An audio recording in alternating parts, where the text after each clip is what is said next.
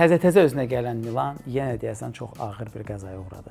Deməli, düşünün ki, sizin baş məşqçiniz Pioli'dir, sizin komandanız struktur komanda deyil və Pioli əlində olan materiallar çox möhtəşəm iş görür. Komandanı İtalyan çempionu eləyir 2021-ci ildə və üstəlik komandanı Çempionlar Liqasına və sonra Avropa Liqasında sabit turnirin dərin mərhələlərinə çatdırır. Hətta 2023-cü ildə yarımfinala belə çıxmışdı.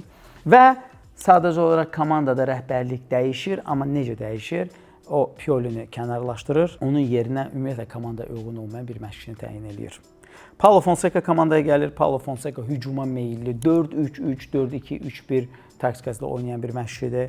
Amma məşqçi struktur məşqçisidir. Bu o deməkdir ki, komandada bütün oyunçular işləməlidir, aktiv şəkildə həm müdafiə, həm hücum.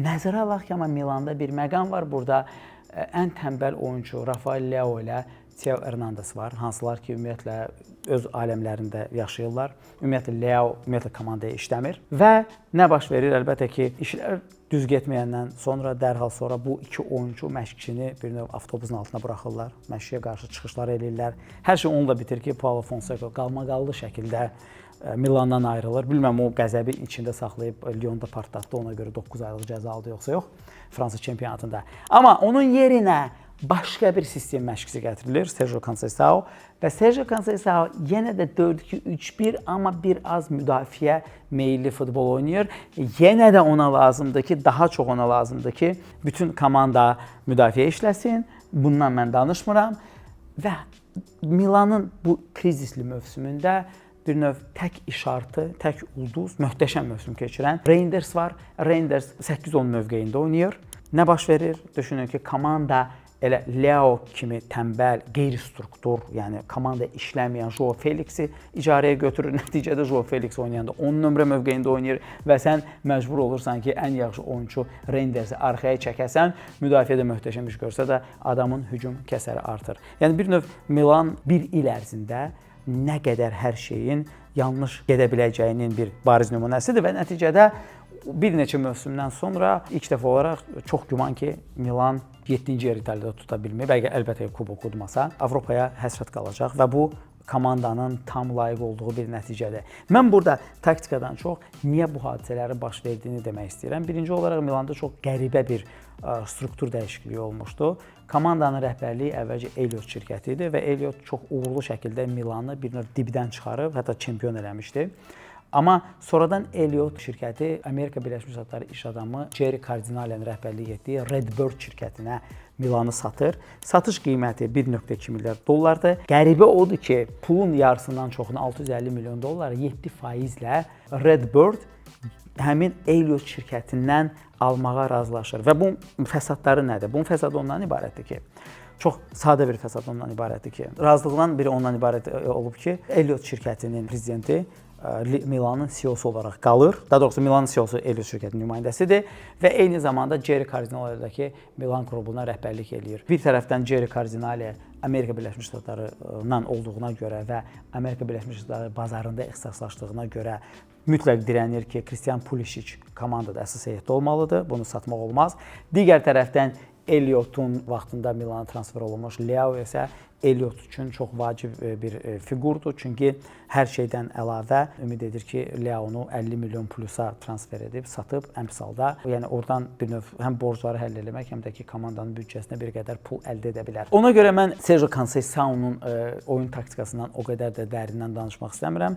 Nəyə görə? Çünki bunun əsas səbəbi ondan ibarətdir ki, Sergio Conceição bir növ bəlkə də Milanda müvəqqəti bir qonaqdır, amma çox qısa şəkildə getsək, gəlin qısa nüansların üstündən bir qədər keçək. Baxın, bu screenshotda gördüyünüz kimi Milanın klassik build-up'ı var. Müdafiə dördlüyü, qabaqda, ortada, daha doğrusu yarım müdafiə üçlüyü var. Yarım müdafiə üçlüyündə burada inverted double pivotdan söhbət gedir. Yəni bir yarım müdafiəçi dayaq yarım müdafiəçi funksiyasını yerinə yetirir. İki müdafiə yarım müdafiəçi isə daha çox hücumla məşğuldur və eyni zamanda hücumçuların da yəni ki klassik olaraq bir xətt üzrə yerləşdiyini biz görürük. Burada mən nəyi nəzərə çarpdırmaq istəyirəm? Adətən Milan Conceição'nun dövründə həm cinah müdafiəçilərini o qədər də hücuma buraxmır. Xüsusilə Theo Hernandez və bu Theo Hernandezlə Conceição arasında qalmaqal problemin bir səbəbi də əlbəttə ki, qalmaqal deyəndə bu videoda görürsüz. Davide Calabria ilə əsl qalmaqal olmuşdu. Nəticədə Davide Calabria da komandası dəyişməli oldu. İkinci tərəfdən Sergio Conceiçãonun tənqid olunmasının səbəbi yarım müdafiənin bir qədər İngiliscə buna rigid deyirlər. Yəni çox sərt və qeyri-flexible, qeyri-universal olmasıdır. Bunun da səbəblərindən biri əlbəttə ki, yarım müdafiədə məsəl üçün Timo Reindersin daha çox çirkli işi görməyə məcbur edilməsidir. Paralel olaraq yarım müdafiə xəttinə bəzən Joao Felix düşür və Joao Felix bir növ öz dövründə doğulmayan bir futbolçudur. Çünki Joao Felix 20 il əvvəl olsaydı bəlkə də futbol əfsanəsi olardı. Azad rəssam, belə hər bir şey. Bir tərəfdən Felix, Messi, Ronaldo, Mbappe səviyyəsində deyil ki, istədiyi sərbəstlik verilsin. Bu bizim sözümüzü Kyle Walker bu videoda təsdiq eləyir. Digər tərəfdən isə əlbəttə ki, Joao Felix Milana ancaq mane olur. Bundan başqa əlbəttə ki, bəzi rotasiyalara əl atmağa cəhd eləyir. Məsələn, bu misalda gördüyümüz kimi mərkəz yarım müdafiəçi rolunda oynayan Yunus Musa mərkəz müdafiəçisi olan Tomori pas atır. Bu bir növ, biz bayaq dedik ki, mərkəz müdafiə xətti Milanın o qədər irəli gəlmir, amma bu bir növ Conceiçãonun çarəsizlikdən əl atdığı addımlardan biridir. Nəyə görə mən Milanı taktiki olaraq tam durub hər şeyini analiz eləmək istəmirəm burada? Çünki komandada o qədər xaos var ki, komandada 2 dəfə məşqçi dəyişilib, amma bu heyət köhnə məşqçinin, Piolinin ideal işləyə biləcəyi bir heyətdir. Mən təcrübələnmərəm əgər aralarında qalmaqal olmayıbsa, Pioli də geri qayıtsa komandaya. Çünki bu komandanı ideal nizamlayan bir məşqçi lazımdır. Ona görə də yəni sadəcə olaraq mən qısa kontrolları verdim. Nəzərə alsaq ki, Milan artıq İtalyan çempionatından başqa heç bir yerdə çıxış eləmir və orada da çox qeyri-sabit şəkildə çıxış eləyir, aydın məsələdir. Sizin fikrinizcə, birinci mən sizdən bir şey soruşmaq istəyirəm. Daha bir mane olan faktorlardan biri Milan rəhbərliyində Zlatan İbrahimoviçdir. Rəsmi olaraq maliyyə məsələlərinə məsuliyyət daşıyır. Amma Zlatan İbrahimoviç elə bir insandır ki, onun özünə realistik yanaşması yoxdur. Sən onu gələk kontrol edəsən, yoxsa o səni kontrol edəcək. Sizin fikrinizcə belə Milanda Zlatan İbrahimoviçin qalması Milana nə isə dəyər olaraq qatır, yoxsa Milanın xaosunu daha da dərinləşdirir?